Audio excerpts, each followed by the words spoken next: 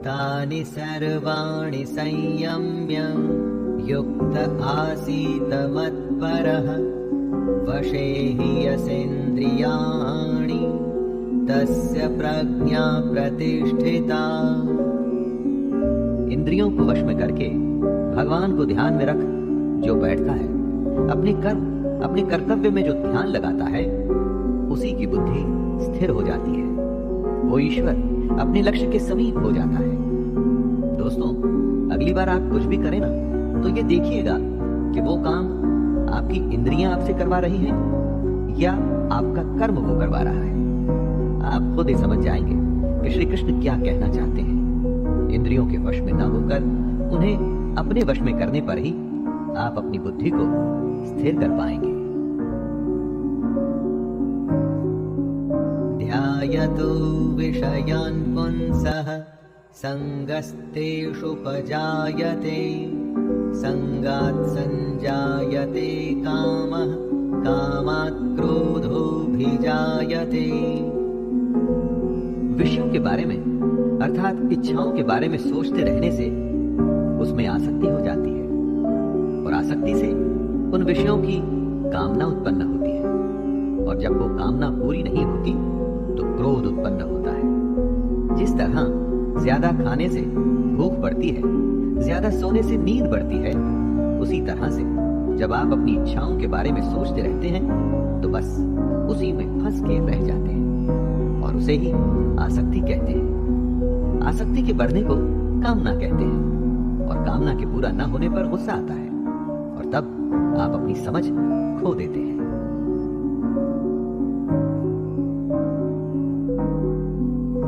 क्रोधात् भवति सम्मोहः सम्मोहात् स्मृतिविभ्रमः स्मृतिभ्रंशात् बुद्धिनाशो बुद्धिनाशात् प्रणश्यति। यानी सोचने की शक्ति कम हो जाती है, मूढ़ भाव से स्मृति में भ्रम हो जाता है। जब सोच नहीं सकते तो याद भी नहीं रख सकते। स्मृति में भ्रम हो जाने से बुद्धि अर्थात ज्ञान शक्ति का नाश हो जाता है। जब याद नहीं रख पाएंगे तो ज्ञान किसी काम नहीं आएगा, बुद्धि बेकार हो जाएगी, और बुद्धि का नाश हो जाने से पुरुष अपनी स्थिति से गिर जाता है। रागद्वेष वियुक्तैस्तु विषयानिन्द्रियैश्चरन् आत्मवश्यैर्विधेयात्मा प्रसादम् अधिगच्छति। जो अपनी इच्छाओं को, अपनी आसक्तियों को अपने नियंत्रण अर्थात कंट्रोल में रख पाते हैं, दोस्ती शत्रुता गुस्से या प्यार के बिना अपनी इंद्रियों को भटकने नहीं देते, वो अंतःकरण की प्रसन्नता को प्राप्त होते हैं। ऐसे लोगों को बाहरी नहीं, हार्दिक और अंदरूनी प्रसन्नता होती है। आनंद, खुशी, शांति कहीं बाहर नहीं होती दोस्तों, वो तो हमारे अंदर होती है, और हम उसे ढूंढते बाहर हैं। इसलिए ऐसा कहा गया है कि मुंह को कहां ढूंढे रे बंदे, मैं तो तेरे पास। प्रसादे सर्व दुःखानां हानिरस्योपजायते प्रसन्नचेतसो ह्याशो बुद्धिः पर्यवतिष्ठते। अंतःकरण की प्रसन्नता होने पर, अंदर से प्रसन्न होने पर दुख खत्म हो जाते हैं, और ऐसे प्रसन्न चित्त कर्म योगी की बुद्धि शीघ्र ही सब ओर से हटकर एक परमात्मा में ही भली भांति स्थिर हो जाती है। दोस्तों, आप अपने लक्ष्य के बारे में सोचिए, प्रयास करिए कि उसे सबसे अच्छा, पूरी दुनिया में दी बेस्ट, सबसे श्रेष्ठ उसे कैसे कर सकते हैं, और उसे पूरा करने में लग जाइए। फल का मत सोचिए कि लक्ष्य पूरा होगा कि नहीं, बस उसे करते रहिए, और फिर देखिए कैसी मानसिक शांति और सुकून मिलता है आपको। नास्ति बुद्धिरयुक्तस्य न चायुक्तस्य भावना न चाभावयतः शांतिर्शान्तस्य कुतः सुखम्। जो पुरुष अपने मन या अपनी इंद्रियों को नहीं जीत पाते, उनमें निश्चयात्मिका बुद्धि नहीं होती, यानी कि वो स्पष्ट और सटीक निर्णय नहीं ले पाते। ऐसे मनुष्य के अंतःकरण में भावना भी नहीं होती। भावनाहीन मनुष्य को शांति नहीं मिलती, और शांति रहित मनुष्य को सुख कैसे मिल सकता है? बीमार आदमी क्या अच्छा खाना और क्या बुरा खाना, उसे कुछ अच्छा नहीं लगता। जो अंदर होता है वो बाहर आता ही है। जब आपके अंदर शांति नहीं होगी तो आप आनंद कभी भी प्राप्त नहीं कर पाएंगे। इंद्रियाणां हि चरतां यन्मनोनो विधीयते तदस्य हरति प्रज्ञां वायुर्नावमिवाम्भसे। जैसे जल में चलने वाली नाव को वायु हर लेती है, जैसे हवा पानी में चलती हुई नाव की दिशा बदल देती है, वैसे ही विषयों में विचरती हुई इंद्रियों में से मन जिस इंद्रिय के साथ रहता है वह एक ही इंद्रिय इस अयुक्त पुरुष की बुद्धि को हर लेती है। अगर वो क्रोध में है तो और कुछ भी नहीं सोच पाएगा, और अगर प्रेम में है तो उसे किसी बात की सुध भी नहीं रहेगी। जिस भी इंद्रिय के वश में होगा उसे उसके अलावा कुछ भी समझ नहीं आएगा। इन इंद्रियों के नियंत्रण से निकल के इनको आपके नियंत्रण में रखिए दोस्तों, फिर देखिए आपके लिए क्या संभव है। सब कुछ संभव हो जाएगा।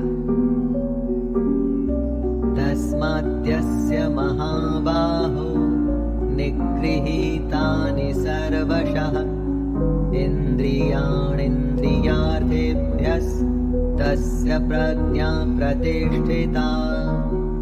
हे महाबाहो, जिस पुरुष की इंद्रियां इंद्रियों के विषयों में सब प्रकार निग्रह की हुई है उसी की बुद्धि स्थिर है। यानी जिस पुरुष ने अपनी इंद्रियों और उनसे होने वाली इच्छाओं पर पूरी तरह से रोक लगा रखी है उसी की बुद्धि स्थिर है। और बुद्धि हमारा ध्यान ऐसी ऐसी जगह पर ले जाती है जहां पर हम उलझ के अपना असली मकसद भूल जाते हैं। बुद्धि सहारा लेती है हमारी इंद्रियों का। इसलिए अगर बुद्धि पर विजय प्राप्त करनी है दोस्तों तो इंद्रियों को वश में करना ही होगा। या निशा सर्वभूतानां तस्यां जागर्ति संयमी यस्यां जाग्रति भूतानि सा निशा पश्यतो मुनेः। संपूर्ण प्राणियों के लिए जो रात्रि के समान है उस नित्य ज्ञान स्वरूप परमानंद की प्राप्ति में स्थित प्रज्ञ योगी जागता है। और जिस नाशवान सांसारिक सुख की प्राप्ति में सब प्राणी जागते हैं, परमात्मा के तत्व को जानने वाले मुनि के लिए वह रात्रि के समान है। दोस्तों, कृष्ण की ये बात गहरी है और समझनी पड़ेगी। जो सबके लिए रात है उस रात में योगी परमात्मा के लिए ज्ञान के लिए जागता है और साधना करता है। और जो सबके लिए सांसारिक सुख है, जिसके लिए संसार में हर कोई जागता है, वो सुख योगी के लिए रात के समान है। जब सब सोते हैं तो मेहनती बच्चा रात में जाग के पढ़ता है और परीक्षा में वो ही अव्वल आता है। आपूर्यमाणमचल प्रतिष्ठं समुद्रमापः प्रविशन्ति यद्वत् तद्वत् कामायं प्रविशन्ति सर्वे स शान्तिमाप्नोति न कामकामी। जैसे नाना प्रकार की नदियों के जल सब ओर से परिपूर्ण अचल प्रतिष्ठा वाले समुद्र में उसको विचलित न करते हुए ही समा जाते हैं, वैसे ही सब भोग जिस स्थित प्रज्ञ पुरुष में किसी प्रकार का विकार उत्पन्न किए बिना समा जाते हैं, वही पुरुष परम शांति को प्राप्त होता है। भोगों को चाहने वाला नहीं। नदियां समुद्र को विचलित अर्थात उसे डिस्टर्ब नहीं करती, उसी तरह से स्थिर बुद्धि वाले पुरुष में सारी इच्छाएं, सारे भोग समा जाते हैं और उसे विचलित नहीं करते। कई बार किसी के कहने पर आपको बुरा लगता है और आप अपना आपा खो देते हैं। इसका मतलब आपका अपने ऊपर नियंत्रण नहीं है। ऐसा समुद्र बनिए जिसमें कोई भी नदी किसी भी तरह की गाली या कोई कमेंट आपको कभी भी विचलित न कर पाए। विहाय कामान्यः सर्वान् पुमांश्चरति निःस्पृहः निर्ममो निरहंकारः स शान्तिमधिगच्छति। जो पुरुष संपूर्ण कामनाओं को त्याग कर ममता रहित, अहंकार रहित और स्पृहा रहित हुआ विचरता है, वही शांति को प्राप्त होता है। अर्थात वो शांति को प्राप्त है। कामना का, इच्छा का त्याग करना है, उससे मोह नहीं रखना है, घमंड नहीं करना है, दुनिया में रहकर भी दुनिया से अलग रहना है। ऐसे ही इंसान को शांति प्राप्त होती है। कामयाब वही होता है जो परेशान हुए बिना अपनी धुन में, अपने काम में लगा रहता है। सफलता उसी के ही पांव चूमती है। एषा ब्राह्मी स्थितिः पार्थ नैनां प्राप्य विमुह्यते स्थित्वा स्यामन्तकालेऽपि ब्रह्म निर्वाणमृच्छते।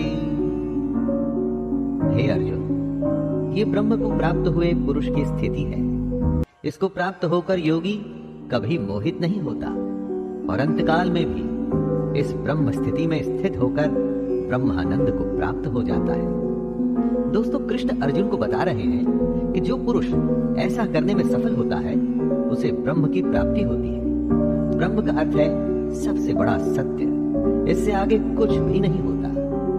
कृष्ण कहते हैं कि ये जो सारे लक्षण हैं उन लोगों के हैं जो अपनी बुद्धि को स्थिर रखकर अपने लक्ष्य को प्राप्त करते हैं। स्वाभाविक है कि अगर इन बातों को हम भी अपने जीवन में उतार लें तो हम भी अपने लक्ष्य से कभी दूर नहीं रहेंगे। दोस्तों, ये था गीता का दूसरा अध्याय, सांख्य योग। इस अध्याय में श्री कृष्ण ने कर्म को समझाया, उसके प्रति हमारे उत्साह को बढ़ाया और ये समझाया कि सिर्फ और सिर्फ कर्म में ही अपना ध्यान रखना और किसी भी बात में नहीं। तो आज्ञा दीजिए, अपने मित्र शैलेंद्र भारती को मुलाकात होती है तीसरे अध्याय में। जय श्री कृष्ण।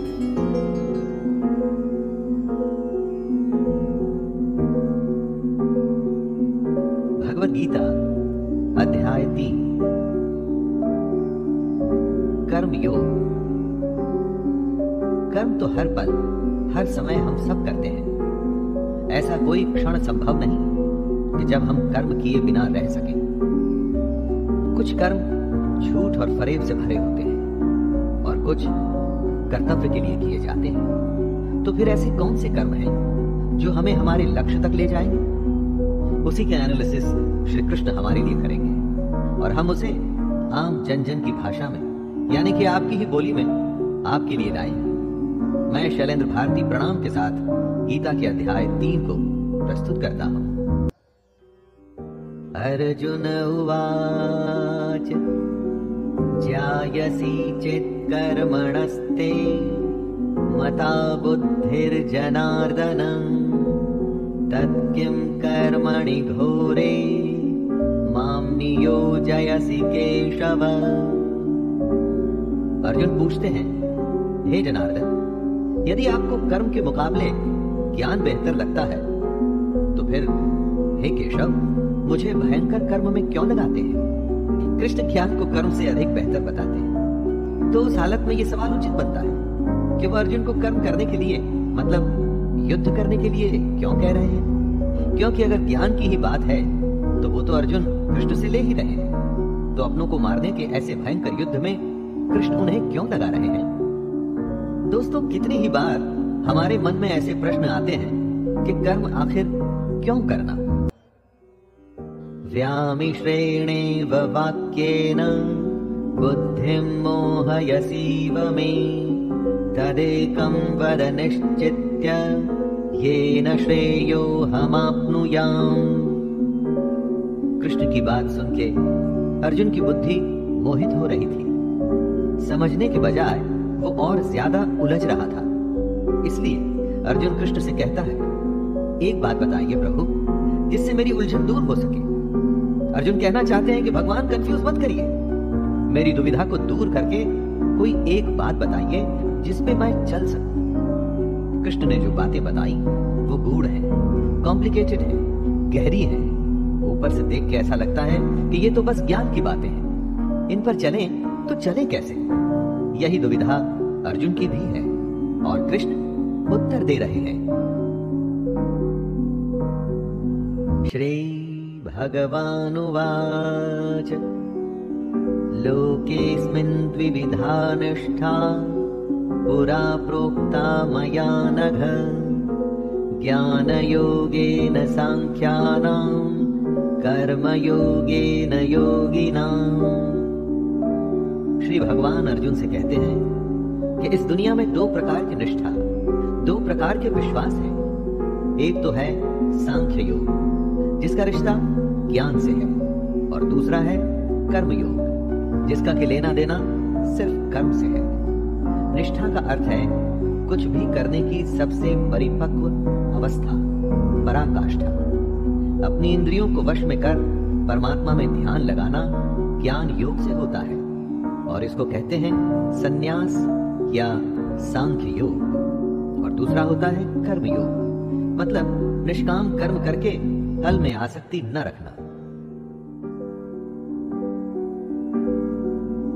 न कर्मणामनारम्भान् नैष्कर्म्यं पुरुषोऽश्नुते न च सन्न्यासनादेव सिद्धिं समधिगच्छति। मनुष्य न तो कर्मों को शुरू किए बिना निष्कर्मता को अर्थात योग निष्ठा को प्राप्त होता है, और न कर्मों के केवल छोड़ देने से सिद्धि यानी सांख्य निष्ठा को ही प्राप्त होता है। दोस्तों, ऐसा नहीं कि आप कर्म करें ही ना और स्वयं को सन्यासी कहें, ऐसे तो दुनिया चल ही नहीं पाएगी। अपने कर्तव्य को छोड़ यदि आप सन्यासी बन जाते हैं और आप समझते हैं कि आपको मोक्ष मिल जाएगा ना, तो वो संभव नहीं है। ऐसा नहीं हो सकता कि कर्मों को त्याग दें और खुद को कर्म योगी कहें। कर्म को न करने से या उसे हमेशा के लिए त्याग देने से कुछ भी हासिल नहीं होगा। नहि कश्चित् क्षणमपि जातु तिष्ठत्य कर्मकृत् कार्यते ह्यवशः कर्म सर्वः प्रकृतिजैर्गुणैः। ऐसा हो ही नहीं सकता कि मनुष्य किसी भी काल में क्षण मात्र भी बिना कर्म किए रह जाए। हमारी दुनिया ऐसी है, हम चाहें या न चाहें कर्म तो हमें करना ही पड़ेगा। कर्म न करना भी कर्म करना ही है। जिस तरह हम इस दुनिया में आए हैं, जिस तरह से प्रकृति ने हमें, नेचर ने हमें बनाया है, उसका गुण यही है कि हम हर समय कर्म करें। प्रकृति में कभी कुछ रुकता नहीं, सांसें चलती हैं, समय चलता है, जीवन का चक्का चलता ही रहता है। जब तक जीवन रहेगा तो कर्म भी रहेगा। इसीलिए यह आवश्यक है कि कर्म को समझा जाए और समझ के उसे किया जाए। कर्मेन्द्रियाणि संयम्य य आस्ते मनसा स्मरन् इन्द्रियार्थान् विमूढात्मा मिथ्याचारः स उच्यते। जो सिर्फ दिखावे के लिए अपनी इंद्रियों को जबरदस्ती ऊपर से रोककर लेकिन अंदर मन से हमेशा उन्हीं के बारे में सोचता है, वह मिथ्याचारी अर्थात दंभी कहा जाता है। मतलब झूठा और घमंडी। खाना खाने से तो मना कर दिया, लेकिन हमेशा खाने और उसके स्वाद के बारे में ही सोचता रहे, तो ये कैसा उपवास हुआ? इसे व्रत नहीं माना जाएगा। कितने ही साधु सन्यासी आपको मिलेंगे जो कहते हैं कि उन्होंने दुनिया को त्याग दिया है, कर्म को त्याग दिया है, लेकिन अगर उनके मन में इस दुनिया के लिए अभी भी लालसा है, इच्छा है, तो कृष्ण उन्हें झूठा और पाखंडी बताते हैं। यस्त्विन्द्रियाणि मनसा नियम्यारभतेऽर्जुन कर्मेन्द्रियैः कर्मयोगम् असक्तः स विशिष्यते। हे अर्जुन, जो पुरुष सच्चे मन से इंद्रियों को कंट्रोल में कर उनसे बिना लगाव लगाए काम करता है, वो ही कर्म योग का पालन करता है, वही श्रेष्ठ है। कृष्ण एक तरह से चेतावनी दे रहे हैं कि इंद्रियों को वश में तो करना ही है, परंतु साथ ही साथ मन का उन इंद्रियों से किसी भी विषय से लगाव नहीं होना चाहिए, उसे ही कर्म योग माना जाएगा। जब इंद्रियां वश में होती हैं, तो आप कुछ भी करने में संभव होते हैं। किसी भी तरह की कोई बाधा, डिस्टर्बेंस आपको आपके काम से रोक नहीं सकती। और अगर आप इंद्रियों के वश में हैं, तो चाहे वो स्वादिष्ट खाने की महक ही क्यों न हो, कोई रूपसी नारी ही क्यों न हो, आसपास का शोर ही क्यों ना हो, छोटी या बड़ी हर बाधा आपको आपका काम करने से रोकेगी। नियतं कुरु कर्म त्वं कर्म ज्यायो ह्यकर्मणः शरीर यात्राणि च ते न प्रसिद्धयेद कर्मणः। हे अर्जुन, तू केवल कर्तव्य निभा, क्योंकि कर्म न करने के मुकाबले कर्म करना बेहतर है, तथा कर्म न करने से तेरा जिंदा रहना भी तो पॉसिबल नहीं। अर्थात तू शस्त्र उठा और युद्ध कर, अपना कर्म कर, क्योंकि ये कर्म न करने से कहीं अच्छा है। कहने का अर्थ है कि कर्म तो बहुत सारे हैं, लेकिन उसमें से एक चुना हुआ है। उस चुने हुए को ही निर्धारित कर्म कहते हैं। अपनी मर्जी से अगर आप कर्म चुन लेंगे तो उसे निर्धारित नहीं माना जाएगा। आपको अपना कर्तव्य समझकर अपना कर्म चुनना होगा, अथवा जो कर्म आपको मिला है उसे अपना कर्तव्य समझकर निभाना होगा। यज्ञार्था कर्मणोऽन्यत्र लोकोऽयं कर्म बन्धनः तदर्थं कर्म कौन्तेय मुक्तसंगः समाचर। इस श्लोक में कृष्ण पूरे समाज की भलाई वाले कर्म को समझा रहे हैं। यज्ञ वो होता है जिसमें सब शामिल होते हैं। कृष्ण कहते हैं, यज्ञ के लिए किए जाने वाले कर्मों से ही ये मनुष्य समुदाय कर्मों से बनता है। इसलिए हे अर्जुन, तू इच्छाओं को छोड़कर उस यज्ञ के लिए ही भली भांति कर्तव्य कर्म कर। यज्ञ अर्थात समाज और प्रजा की भलाई के लिए किया गया निस्वार्थ काम। हमको भी अपने कर्तव्यों को यज्ञ समझ ऐसे कामों में अपना योगदान देना चाहिए, जिससे समाज का भला हो। अगर हम सब अपने काम को यज्ञ समझ उसे सम्मान पूर्वक करें तो सबका भला होगा। इसे ही आप निर्धारित कर्म भी मानिए। सह यज्ञः प्रजा सृष्टा पुरोवाच प्रजापतिः अनेन प्रसविष्यध्वमेष वोस्त्विष्ट कामधुक्। प्रजापति ब्रह्मा ने इस दुनिया की शुरुआत में यज्ञ को रचकर अपनी जनता से कहा कि तुम लोग इस यज्ञ द्वारा वृद्धि को प्राप्त हो, और यह यज्ञ तुम लोगों को इच्छित भोग प्रदान करेगा। घरों में जो यज्ञ किए जाते हैं उन्हें एक धार्मिक कर्म कांड न समझकर उसकी इंपॉर्टेंस समझनी चाहिए। यज्ञ हमारे संस्कारों का एक संगठित रूप है। संस्कार मतलब काम करने का सबसे उत्तम तरीका। यज्ञ से हम हर विधि को, संस्कार को एकदम उचित तरीके से पूरा कर अपने कर्म को शुरू करते हैं। यज्ञ एक तरीके से हमें रास्ता दिखाता है। अगर आगे भी संस्कारों का पालन होगा तो ध्येय अर्थात गोल, हमारा एम जरूर पूरा होगा। देवान् भावयतानेन ते देवा भावयन्तु वः परस्परं भावयन्तः श्रेयः परमवाप्स्यथ। ब्रह्मा कहते हैं कि यज्ञ से सब लोगों को, देवताओं को खुश करना चाहिए, और फिर वो देवता खुश होके हम सबकी भलाई करेंगे। इस प्रकार निस्वार्थ भाव से एक दूसरे को उन्नत करते हुए तुम लोग परम कल्याण को प्राप्त हो जाओगे। यज्ञ तरीका है देवताओं को खुश करने का, और उसके बदले में देवता आपको खुश रखते हैं, आपकी उन्नति करते हैं। इसलिए काम शुरू करने से पहले, कुछ भी शुभ करने से पहले ईश्वर का नाम लेने का विधान है। यही ईश्वर का नाम जब सही तरीकों, सही पद्धति, सही मेथड्स के साथ किया जाता है उसे यज्ञ कहते हैं। यज्ञ को अपने और देवताओं के बीच का एक मीडियम मान लीजिए, जिससे दोनों के बीच संबंध बना रहता है। इष्टान् भोगान् हि वो देवा दास्यन्ते यज्ञ भाविताः तैर्दत्तान् प्रदायैभ्यो यो भुङ्क्तेस्तेन एव सः। यज्ञ करके जब आप देवताओं की पूजा करते हैं तो वे आपके बिना मांगे ही आपकी सारी इच्छाओं को पूरा कर देते हैं। लेकिन जो यज्ञ नहीं करता, उस यज्ञ से देवता को प्रणाम नहीं करता, लेकिन फिर भी अपनी इच्छाओं को पूरा करना चाहता है, उन्हें चोर समझना चाहिए। कुछ देने पे कुछ मिलता है, कुछ करने से कुछ मिलता है। बिना अर्घ्य चढ़ाए, बिना पूजा किए अगर कोई चाहता है कि उसकी मनोकामना पूरी हो जाए, बिना कुछ काम किए अगर कोई सोचे कि उसका काम बन जाए तो इसे बेईमानी या चोरी ही तो कहा जाएगा। यज्ञशिष्टाशिनः सन्तो मुच्यन्ते सर्वकिल्बिषैः भुञ्जते ते त्वघं पापा ये पंचन्त्यात्मकारणात्।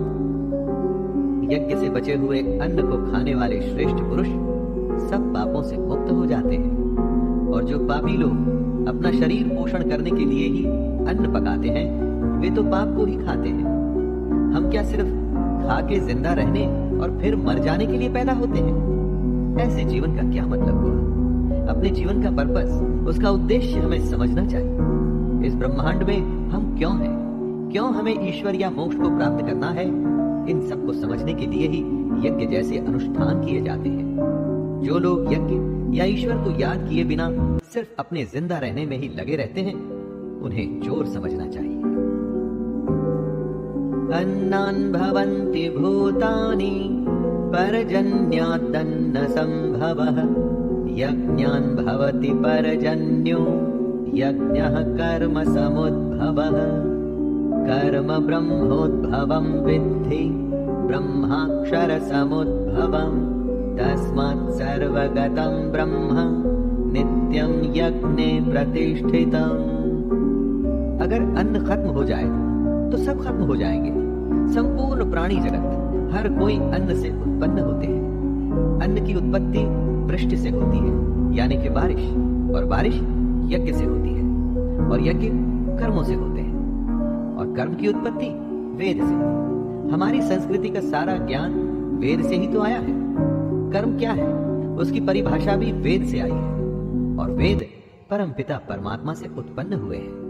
वेद ईश्वर से आया ज्ञान है। वेद से आगे और वेद से बड़ा कुछ भी नहीं। इससे दोस्तों ये सिद्ध होता है कि यज्ञ और ईश्वर में सीधा संबंध है। एवं प्रवर्तितं चक्रं नानुवर्तयति यः अघायुरिन्द्रियारामो मोघं पार्थ सजीवति। कृष्ण कह रहे हैं, हे पार्थ, जो पुरुष परंपरा से नहीं चलता, जो सृष्टि चक्र प्रकृति के नियमों का पालन नहीं करता, मतलब जो अपने कर्तव्य का पालन नहीं करता, वह इंद्रियों के द्वारा भोगों में रमण करने वाला पापायु पुरुष व्यर्थ ही जीता है। ऐसा पुरुष, ऐसा इंसान बस इंद्रियों के वश में होकर के जिंदा रहता है, जीता है और मर जाता है। उसके जीवन मृत्यु का चक्कर चलता ही रहता है, चलता ही रहता है। ऐसे इंसान के जीने और मरने का कोई मतलब नहीं। वेदों में, ग्रंथों में जो ज्ञान, जो नियम बनाए हैं, उनका मतलब है, और उस मतलब के अनुसार हमको अपना जीवन जीना चाहिए। यस्वात्मरतिरेव स्यात् आत्मतृप्तश्च मानवः आत्मन्येव च सन्तुष्टस्तस्य कार्यं न विद्यते। कृष्ण कहते हैं, जो मनुष्य आत्मा में ही रमण करने वाला और आत्मा में ही तृप्त तथा आत्मा में ही संतुष्ट हो, उसके लिए कोई कर्तव्य नहीं है। आत्मा का मतलब यहाँ सबसे बड़ा सच है, और जो सत्य को समझता है, सत्य में ही खुश होकर सत्य में ही रहता है, उसके लिए कोई कर्तव्य नहीं। जिसको ज्ञान प्राप्त हो चुका है, जो जीवन की सच्चाई जान चुका है, सिर्फ वही ऐसा है जिसके लिए कर्तव्य का कोई मतलब नहीं। लेकिन ऐसा कोई लाखों करोड़ों में ही एक होता है। बाकी हम सबके लिए कर्तव्य ही सब कुछ है। संजय उवाच नैव तस्य कृतेनार्थो न कृतेनेह कश्चन न चास्य सर्वभूतेषु कश्चिदर्थव्यपाश्रयः। संजय श्री कृष्ण के ज्ञान को हमें आगे बता रहे हैं कि ऐसे महापुरुष जो आत्मा को, सच को जान चुके हैं, उनके लिए कर्म करने का कोई प्रयोजन रहता ही नहीं। ऐसे महापुरुष कर्म के बंधन से छूट चुके हैं, क्योंकि ये ज्ञानी इस दुनिया और उस ईश्वर को समझ चुके हैं। इनका स्वार्थ से कोई मतलब नहीं रहता। इसलिए ये महापुरुष हमारे जैसे लोगों से एकदम अलग है। इन पर वो नियम लागू नहीं होते जो हमारे जैसे दुनियादारी में लगे हुए लोगों पर लागू होते हैं। दोस्तों, इसे कुछ ऐसे समझिए कि जिसे ईश्वर मिल गया हो उसे फिर और क्या चाहिए, वो फिर कोई और कर्म क्यों करे। तस्मादसक्तः सततं कार्यं कर्म समाचर असक्तो ह्याचरन् कर्म परमाप्नोति पुरुषः। हे अर्जुन, इसलिए तू लगातार आसक्ति, अपनी इच्छा को छोड़कर हमेशा अपने कर्तव्य कर्म को ठीक तरीके से करता रहे। अपनी इच्छाओं को, अपनी कामनाओं को छोड़कर सिर्फ और सिर्फ कर्तव्य को पूरा करने में लग जा, क्योंकि आसक्ति से, लगाव से छूटकर जो भी अपना कर्म करता है वो मनुष्य परमात्मा को प्राप्त हो जाता है। कर्तव्य का रास्ता आसान नहीं होता। कितनी ही बार हम सबको लगता है कि सब कुछ छोड़कर आराम करें, देर तक सोएं या मेहनत न करें, लेकिन उससे कभी कुछ भी हासिल नहीं होता। ऐसा श्री कृष्ण समझा रहे हैं। कर्मणैव हि संसिद्धिम् अस्थिता जनकादयः लोकसंग्रहमेवापि संपश्यन् कर्तुमर्हसि। बहुत से ऐसे लोग हैं जो कर्म करते हुए ही परम सिद्धि को प्राप्त हुए थे। बहुत से ज्ञानी महापुरुष तो ऐसे होते हैं जो आत्मा की सच्चाई को पहचान जाते हैं, लेकिन बाकी लोगों के लिए सिर्फ कर्म ही एक रास्ता है अगर उन्हें जीवन में कुछ करना है तो। अगर आप चाहते हैं कि आपके जीवन का कोई मतलब हो, जन्म लेना, जिंदा रहना और फिर मर जाना, इस बेकार जीवन से बचकर अगर आप कुछ करना चाहते हैं तो आसक्ति यानी अटैचमेंट से बचते हुए आपको अपना कर्म करना चाहिए और अपने कर्तव्य को पूरा करना चाहिए। यद्यदाचरति श्रेष्ठस्तत्तदेवेतरो जनः स यत्प्रमाणं कुरुते लोकस्तदनुवर्तते। लीडर जो होता है ना, वो आगे चलता है और बाकी सब उसके पीछे पीछे। इसलिए आपको ये फैसला करना है कि आप आगे चलने वाले हैं या पीछे। कृष्ण कहते हैं कि श्रेष्ठ पुरुष जो जो आचरण करता है, अन्य पुरुष भी वैसा वैसा ही आचरण करते हैं। वो जो कुछ प्रमाण कर देता है, समस्त मनुष्य समुदाय उसी के अनुसार बरतने लग जाता है। कहने का अर्थ है, जो हमारे आदर्श होते हैं हम उन्हीं को फॉलो करते हैं। किसी भी फील्ड को ले लीजिए, कुछ ऐसे लोग होते हैं जो उस फील्ड में सर्वश्रेष्ठ होते हैं और पूरी दुनिया उन्हीं के जैसा करने की कोशिश करती रहती है। लीडर एक होता है और फॉलोअर्स अनगिनत। तो दोस्तों, आप क्या बनना चाहते हैं, आगे या पीछे? यानी कि आप आगे चलना चाहते हैं या सबके पीछे? न मे पार्थास्ति कर्तव्यं त्रिषु लोकेषु किंचन नानवाप्तमवाप्तव्यं वर्त एव च कर्मणि। कृष्ण कहते हैं, हे अर्जुन, मेरा इन 3 लोकों में कुछ भी कर्तव्य नहीं है और ना ही ऐसी कोई वस्तु है जिसे मैं प्राप्त नहीं कर सकता, तो भी मैं कर्म में ही बरतता हूं। श्री कृष्ण से बड़ा लीडर कौन होगा दोस्तों? लेकिन वो भी कर्म करते हैं, वो भी कर्म करते हुए अपने कर्तव्य का निर्वाह करते हैं। कृष्ण ने महाभारत में भाग लेने से मना नहीं किया। उनकी नारायणी सेना कौरवों के साथ थी, लेकिन वो खुद अर्जुन के साथ, वो अर्जुन के सारथी बने। जब कृष्ण अपना कर्म करके अपने कर्तव्यों को पूरा कर रहे हैं, तो हम कौन होते हैं, हम क्या हैं? फिर हम क्यों न करें? यदि हय्यहं न वर्तेयं जातु कर्मण्यतन्द्रितः मम वर्तमानुवर्तन्ते मनुष्याः पार्थ सर्वशः। कृष्ण कहते हैं, हे पार्थ, अगर मैं कर्मों को करने में सावधानी न बरतूं तो बड़ा अनर्थ हो जाएगा। हर कोई श्री कृष्ण को फॉलो करता है। अगर आपका लीडर ही कुछ नहीं करेगा, अगर भगवान ही कुछ नहीं करेंगे, तो मनुष्य तो सब कुछ करना छोड़ देंगे। जो सबसे बड़ा होता है, लीडर होता है, सर्वश्रेष्ठ होता है, सब उसके पीछे चलते हैं। अब अगर कृष्ण ये सोचते कि मैं तो भगवान हूं और मैं कर्म नहीं करूंगा, तो उन्हें किसी और को ज्ञान देने का क्या अधिकार रह जाता? ईश्वर होते हुए भी उन्होंने अपने हर कर्तव्य का पालन किया, कर्म से कभी पीछे नहीं हटे उनके पग चिन्हों पर ही अब हमें चलना है और कोशिश करनी है सर्वश्रेष्ठ बनने की। यदि कुत्सिदेयुरिमे लोका न कुर्यां कर्म चेदहम् शंकरस्य च कर्तास्याम् उपहन्यामि महाप्रजाः। कृष्ण बता रहे हैं, यदि मैं कर्म न करूं तो ये सब मनुष्य नष्ट भ्रष्ट हो जाएं और मैं संकरता का करने वाला होऊंगा तथा मेरी वजह से सारी प्रजा नष्ट हो जाएगी। अगर कृष्ण कर्म नहीं करेंगे तो दोस्तों दुनिया खत्म हो जाएगी, मनुष्य नष्ट हो जाएंगे। सोचिए, ये दुनिया उन्हीं की तो लीला है, माया है, खेल है, और जिसने खेल को रचा है अगर वो ही अपना कर्म नहीं करेगा तो दुनिया में क्या बचेगा? चाहे वो ईश्वर हो या साधारण इंसान, नियम तो सब पर लागू होते हैं। अगर कर्म का नियम है तो वो कृष्ण को भी करना पड़ेगा और हमें और आपको भी। सक्तः कर्मण्य विद्वांसो यथा कुर्वन्ति भारत कुर्याद् विद्वांस तथा सक्तः चिकीर्षुर्लोक संग्रहम्। हे भारत, जिनमें समझ नहीं होती ना, वो कर्म में आसक्त होकर काम करते हैं। विद्वानों को, समझदारों को बिना लगाव के कर्म करना चाहिए। क्या यज्ञ करने से हम ज्ञानी हो जाते हैं? कर्म को सही विधि करने से क्या हम ज्ञानी हो जाते हैं? नहीं, कर्म करना है लेकिन उससे आसक्ति, अटैचमेंट नहीं रखनी, और ऐसा करना आसान नहीं है।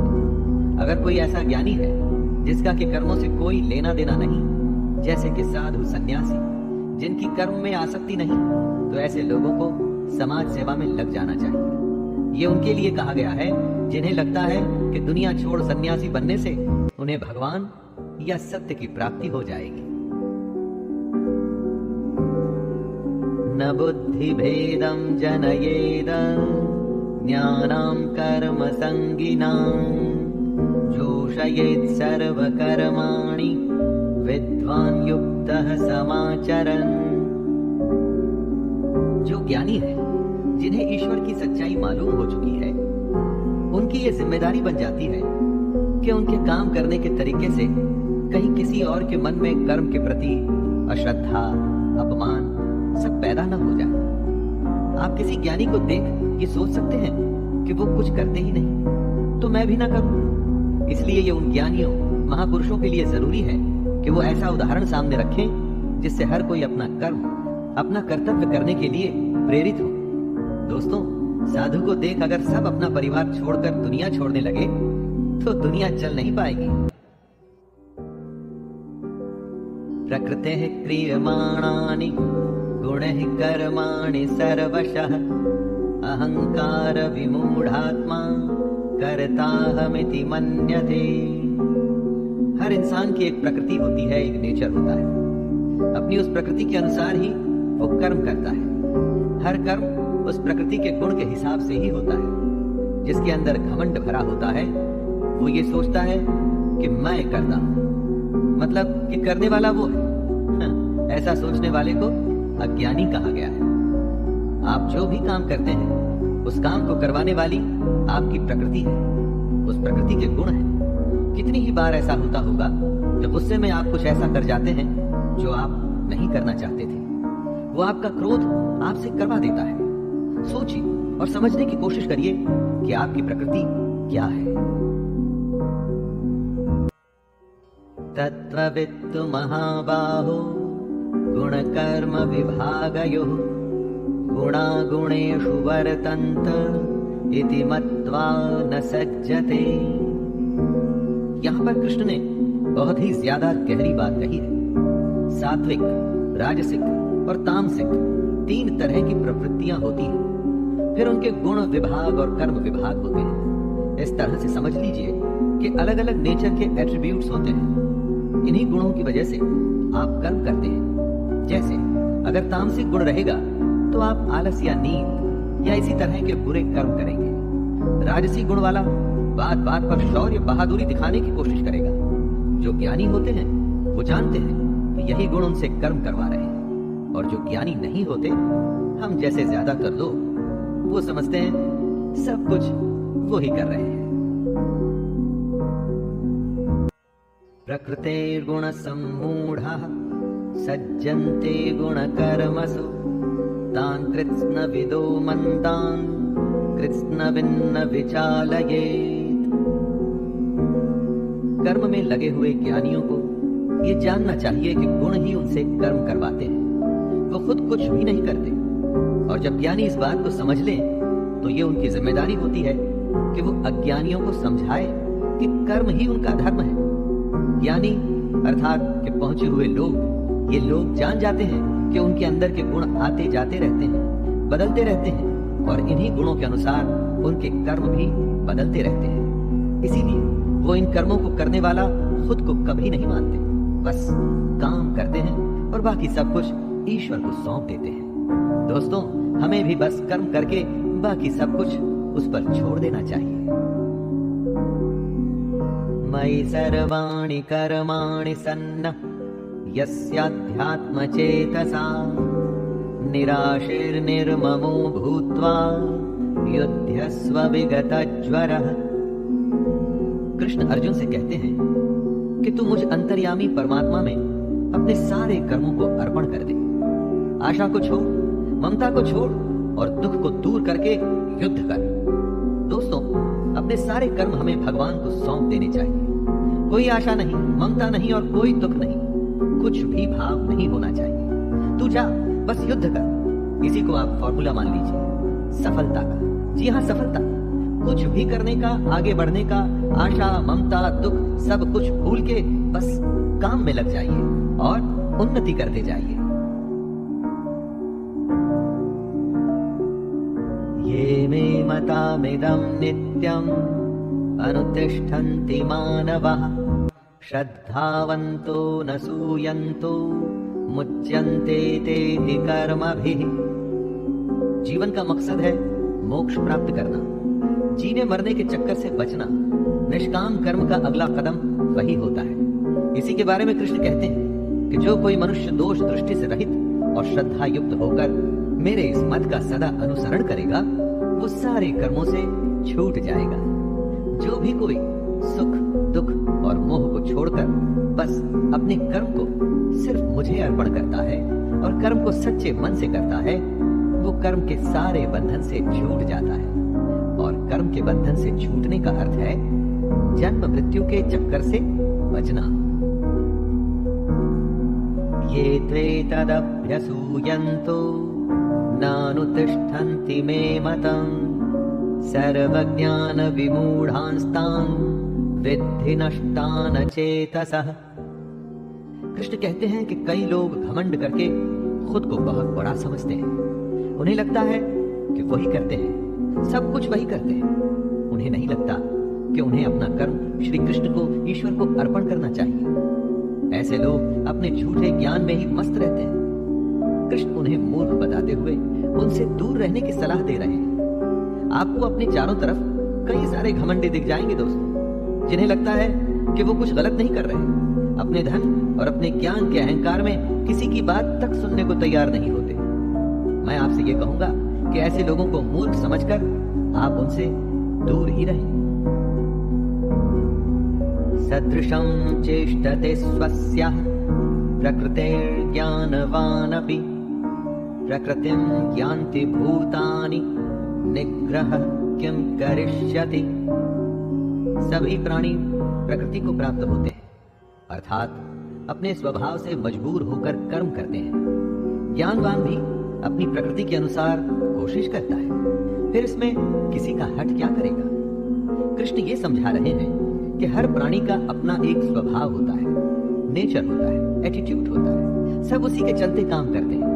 जो ज्ञानी हैं, सब कुछ जानते हैं, उनसे भी उनका काम उनकी प्रवृत्ति ही करवाती है। इसमें किसी की हट, जिद कुछ भी नहीं कर पाएगी। अगर आप कोशिश करेंगे कि किसी से उसके नेचर के अगेंस्ट काम करवा लें, तो आप अपना सिर्फ टाइम वेस्ट कर रहे हैं। इंद्रियस्येन्द्रियस्यार्थे रागद्वेषौ व्यवस्थितौ तयोर्नवशमागच्छेत्तौ यस्य परिपन्थिनौ। इंद्रियों में ही प्यार और इंद्रियों में ही क्रोध या द्वेष छुपा है। मनुष्य को उन दोनों के वश में नहीं होना चाहिए। क्योंकि वे दोनों ही इसके कल्याण मार्ग में विघ्न करने वाले महान शत्रु हैं। अर्थात इंद्रियों में ही हर तरह का भाव छुपा है, अच्छा भाव भी और बुरा भाव भी। अच्छे और बुरे दोनों ही भावों में हमें नहीं फंसना चाहिए, क्योंकि इसी फंसने से ही हमारे मोह की शुरुआत होती है और फिर इन इंद्रियों के चक्कर में हम फंसते हुए चले जाते हैं और कभी भी निकल नहीं पाते। काम, क्रोध, मद, लोभ और मोह को हमें अपना शत्रु मानना चाहिए।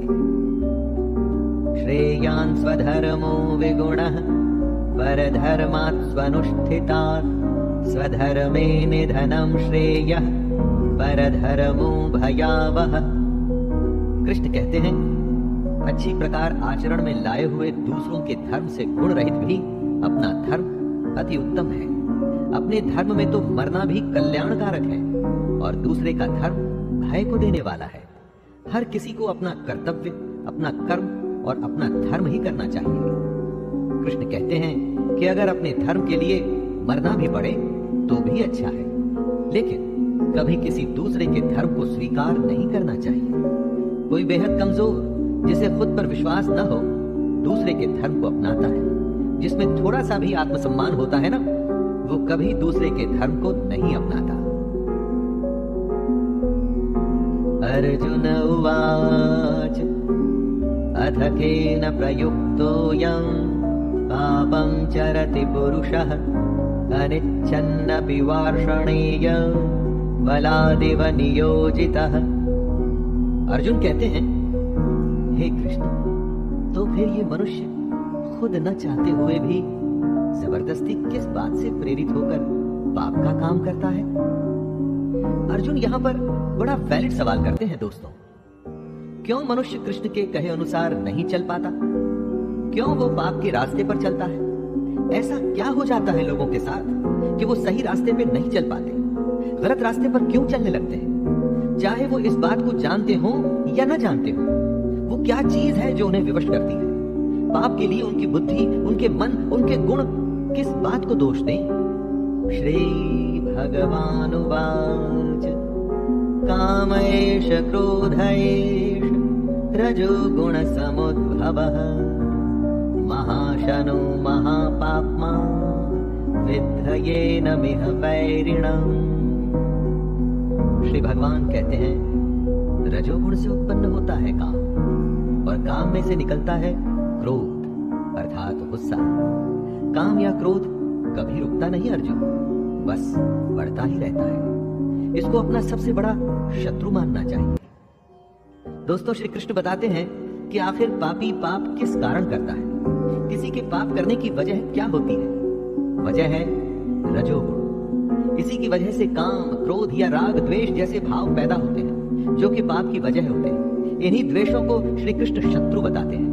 इन भावों के मन में आते ही आपको समझ जाना चाहिए कि आप पर शत्रु हावी हो रहा है और आपको उसे रोकने की जरूरत है।